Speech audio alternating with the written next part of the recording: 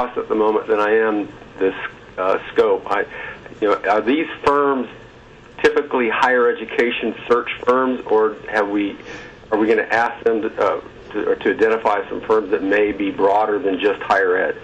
It is my feeling that once we have a search firm in place, this committee will identify we will be specific with the criteria, and they will work with us. And I certainly would be disappointed if they didn't come up with candidates that met the criteria of this committee. Yeah, I get my question was, of these three firms, do they have experience beyond just higher ed, I guess is the question.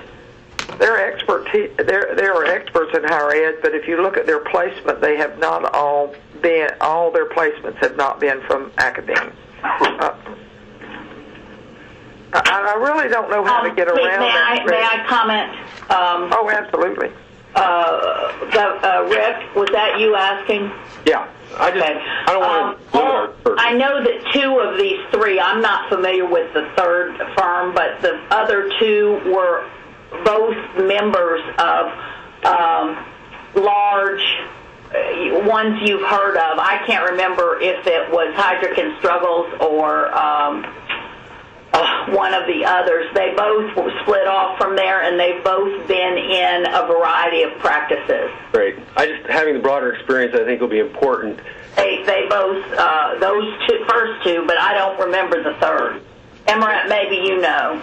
If you look at the placements they've made placements that were not people from academia, if that's your question.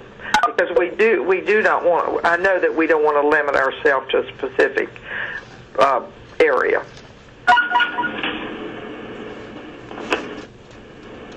Madam Chair, this is John Dasberg. It's been my experience that in searches, it's very important before you engage the firm to inform the firm with regard to the structure or environment in which you're inviting them to, for which you're inviting them to conduct the search. Because every enterprise, and in this case every state's organization for higher ed, is a little different. And I'm going to separate that comment, if I may, from the comment regarding the criteria for the job itself, which we will have our own ideas and they will have some additional ideas, and that is more or less an iterative process. But as to the environment itself, which includes the fact that the Board of Governors is a constitutional board, the power of the legislature, the direction that the legislature is guiding the state with regard to higher education, the role of the community colleges, and all of this business is part of our environment. And I would hope that before we formally engage one of these firms, we have a document that lays out, describes this environment. And I think every member of this committee ought to have that document, and we ought to discuss that document so that we have an agreement that when we engage a search firm, that we know the environment in which we're engaging them to provide this candidate.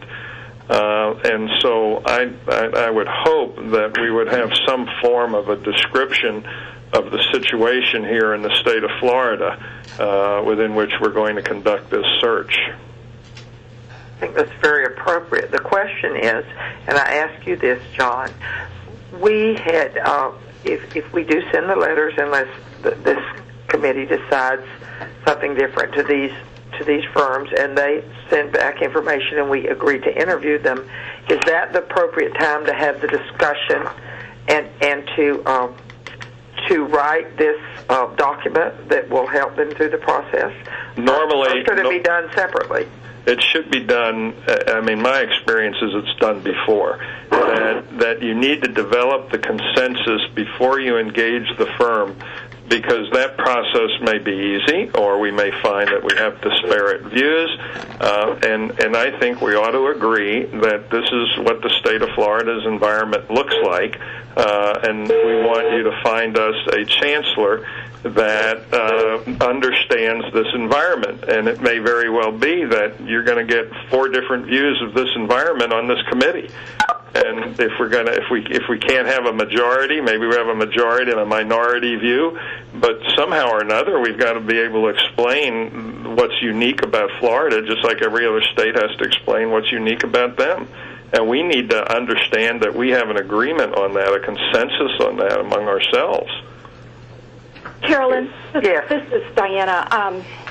I agree with what John is saying on fully understanding the environment and making sure that we're all on the same page and in our perspective. But I think what you're suggesting in interviewing these firms will give us the opportunity not only to clarify our own thinking and arrive at a clear point of view, but to also understand more about their approach, their experience, and we got to start somewhere.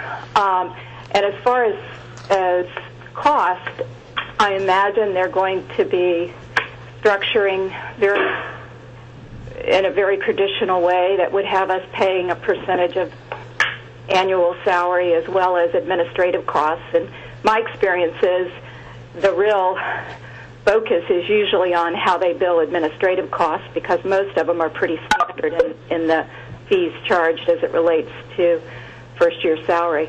But anyway, my point is I think we've got to start somewhere. I think out of the 3 that you've mentioned, I've had experience with 2, and it's been good experience.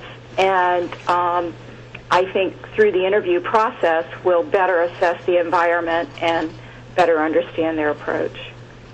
This is Judy Solano. I would be really disappointed if these search firms didn't know something about our environment. If they don't, then they're not search firms that we would want to engage. So I guess I'm sort of agreeing, but with the notion that we do have to have an understanding of the environment. But I'm not so sure it's essential to have it right up front at the get-go. I mean, one of the things we want to assess is whether or not they have an understanding of what they're dealing with. And I would think if they are of the quality that we're looking for, that they will have a pretty good understanding of what the environment is in Florida. Judy, how would we measure that if we haven't first agreed? John, what would you think if we? Seriously, if we're gonna interview them, if we don't have a consensus of what that environment is, and we got 3 different views of it, how are we going to know what it is that they are agreeing to? Madam Chair. Yeah, I guess I can. Yeah, Chairman McDivitt. I just comment. I think that John's on to something here, but I don't see it as being a major project. I think we could do like a 1-page background, 1 or 2-page background, and get it circulated and everybody review it in a day or 2, and let's get moving and attach that as part of your inquiry letter. Yes, I agree with that. And then I was going to suggest when we have our meeting to interview these candidates that we meet with, obviously a public meeting, but meet maybe 1 hour before the interviews and have discussion within the committee that we've all approved a document or attempted to approve a document. But, I mean, everybody will have a chance here to make comments to this document, and we can incorporate those that are not redundant and see, if there's something outlandish, then we'll have to get back to the person. But I think I'd be very surprised, John, if most of us aren't on the same page as to where we've been and where we are. Your suggestion satisfies me. Yeah. Thank you, John. So I will ask staff to write a document, submit it to the committee, for, of course, public, and she will call them, and we will, by the time that we have interviews, have a document that's acceptable to the committee. In fact, that will be our goal. And I will suggest that when we have our meeting to do this interview, that we take a few minutes to have discussion before our interviews among the committee, so we're all prepared to be on the same page and find a firm that can meet our goals. I would ask staff in writing that background or do a separate page that would also just list in bullet point forms the skills we would like to see. Absolutely. And then have that also circulated. Yes. And all of you can look forward to that and take time to please make suggestions and additions, corrections, and we'll move it back through the committee until we're satisfied with the document. Chairman McDivitt, is that what you're... It suits me fine. John Dasberg? Oh, I'm fine. I think this is an excellent suggestion. Right, and thank you, Judy. Do we have a motion to proceed with that process as described? So moved. Marshall Kreiser. Thank you, Marshall. Second. All in favor? Aye. Thank you. Now we're going to ask Chairman McDivitt to talk to us a moment about the leadership transition. All of us can recognize that we have a gap between the resignation of Chancellor Rosenberg and our timeline for completing the search. So, Governor McDivitt, would you please speak to that issue? Sure. Since it was very obvious to me, given the time frame that Chancellor Rosenberg laid out as to his plans, that we were not going to be able to achieve conclusion of selection in that period of time. So I, on my own, have been talking with a president of one of our universities to see if there would be an opportunity for that person to act as a, for lack of a better term, president in residence during the period of time after Chancellor Rosenberg moves on, and we successfully find his successor.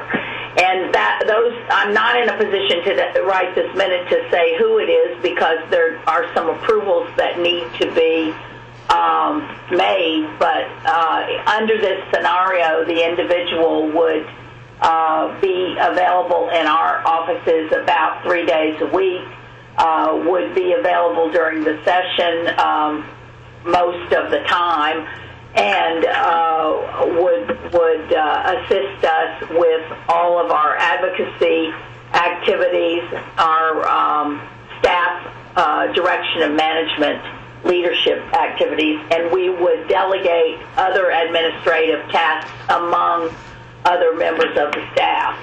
And I guess what I'd like to hear here is if people are comfortable with that approach, since I will, if you are and you direct me so, I will go and try to pin that down and get the approvals necessary on that person's end, and then we would have to come back to the Board of Governors at our November meeting to approve it, but we would probably announce it subject to approval of the Board of Governors in the next week or so, if this is the direction you all want to go. Comment? Madam Chair? Yes. I think a key issue here, and I have no qualms about a president in residence or an interim or whatever we wish to call it. I think the question is going to be, and what impact the search is, whether or not that individual is then eligible or in play for the permanent position. Right. And if not, The person would not be. Okay. We would need to make that very public immediately. Right, and that would be part of the announcement. We've already talked about that. Nico, that's a very important point. Good. Yes, thank you for mentioning it. Yeah. Yeah, that's John Temple. I'd get that in writing, too, from him. You're going to need that for the search person, or they're going to have a problem. Right. I think that's going to be essential. Yes, I believe it will be. I agree with John Temple's comment. I think that has to be in writing by the person who's filling that position. Yes. Okay, I hear you. Any other comments? If not, if we would please, let me see if I don't believe we need any action from this committee. That will be a Board of Governors issue. So I thank you so much. Thank you, Governor McDivitt, Chairman McDivitt. I appreciate your comments. Do you think we need any action from this committee? I don't believe so. I've heard no objection to it, so I'm taking it to mean that you're comfortable with this approach. Thank you very much. Do any of your committee, any of our members have any questions or suggestions? Now's the time to express those. Madam Chair, it's Chico Perez again. I think we may need action from the board itself before Governor McDivitt or Chair McDivitt extends that offer. I believe that's the plan. Is that correct, Chairman McDivitt? Well, I mean, I was looking at it a little differently in that I would extend the offer subject to approval. I will have Vicki Shirley, our Board of Governors attorney, talk to you, Tico, about that and talk. We'll work that out if that's appropriate. I'm fully on board with the process and the steps, but I certainly don't want to misstep or put ourselves in an awkward situation where a step is made and the board, for some reason, determines it's not a good idea. I agree. Chairman McDivitt, I'll let you work that out since that's not the work of this committee. Well, this is Charlie Edwards. Yes, sir. I'm trying to think through this process as it relates to Sunshine. As those who don't know me, originally I was not in favor of all of our searches in the Sunshine 30 years ago, and I found out that it works much better in the Sunshine. I have no problem with our chair picking this person. My concern is, at what time do you mention a name? I'm not so sure. Maybe some people know and some don't that there's a problem with mentioning who you're talking about today. I don't know. That concerns me, though. Charlie, I do think there's probably consideration with... Go ahead, Chairman McDivitt. Are you asking me to say who it is? No, I'm asking you to comment on his... I know, but I'm trying to find out what he would think. I was. I mean, and the reason, again, is the whole environment of Sunshine. Obviously, these are serious discussions, and this person is going to be in a very important position. I'm not at all concerned with you having made the decision who you want to talk to. My concern is that now that it's out, maybe we need to go public with the name. I was hoping we could go public tomorrow, but I wanted to verify with his board. I understand. Okay.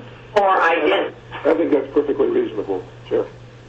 Yeah, say it again. It was going to be November before. I mean, November 20th before any name came up.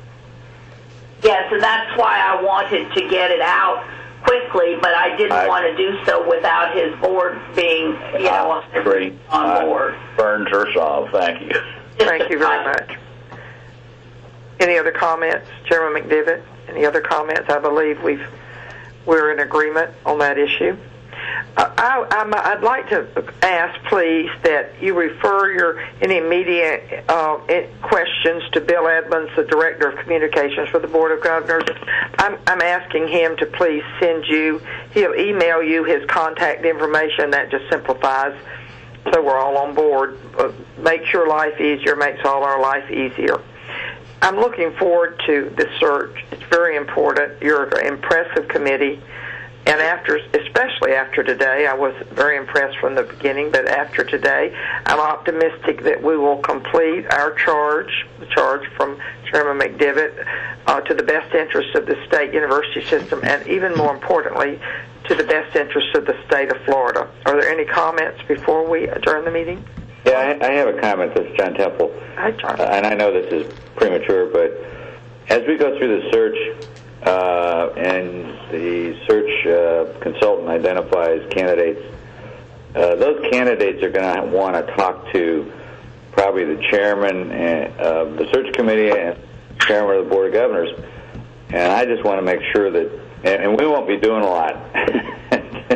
Well, no, I think all of us will be until involved. Until you kind of get to that process. But what I want to say is, and maybe Charlie, I don't know if I disagree with you on the sunshine thing, but clearly when you are trying to recruit somebody from another company, they're going to want to talk to who their kind of reporting relationship is going to be, and then start surfacing that publicly too early on could be a problem for the candidates. So there's nothing we need to do now, but I just want to tell you I'm very aware of that, and so I'm going to be very happy being quiet until the search consultant finds somebody, and I have no problem with those candidates being interviewed by either you or Sheila separately, obviously, because you can't do it together. So I just want to make that comment. Thank you. And I know the makeup of this board, and I know all of you have many contacts, and I would be disappointed if each of you don't do your homework and talk with people that know these candidates. I expect this committee to be very effective each in our own way. So I think we're going to be successful, John, but I appreciate your comments. Are there any other comments before we adjourn the meeting? Charlie, thank you for your leadership, Madam Chair. Thank you very much. Did I hear someone else? Yeah, Charlie Edwards, one quick comment. At what point do we discuss salary? That's obviously going to be important in this process. When we have university presidents at approximately $1 million a year, what we pay our chancellor is going to certainly have a lot to do with who we are able to attract. So I'm not suggesting it be done today, but at some very near future, I think the Board of Governors must have some discussion on what the salary ranges are going to be. And you have just hit on a very difficult area, because we are limited. And if you look at the salaries for the quality of the people that we are interested in, that's going to be a difficult discussion, Charlie, and one that we are going to have to be very attentive to. It's very difficult, because the chancellors, if you look at the systems throughout the country that we would like to emulate, they pay their chancellors a great amount of money, and we don't have the money available to pay them. So it's a difficult discussion, and one that this committee is going to have to address. Madam Chair, do we have a salary survey of that nature that we could become familiar with? We would expect the consultant to come forward with that. Excuse me? No, I was just listening. Could you hear someone talking? But Tico, I would expect the consultant to help us in that area. But we can ask our staff to do some research if that would help you. I'd certainly be curious in the systems that we do wish to emulate, where their salary range is, so we can get ourselves and the rest of the state prepared for what is out there and what those numbers are. I will try to help. I will get that information to you as best I can through the staff. Excuse me? You said that's a good idea. Yeah, I do. I think it's very important, because it's a difficult conversation, because we're all very aware of the conversations in the legislative arena about salaries, and we are respectful of that. However, we are trying to compete nationally and globally, so we have to, and we want a chancellor that's able to compete in those areas. Any other comments from this committee? Thank you very much for your service. I look forward to spending a lot of time with you. The meeting is now adjourned.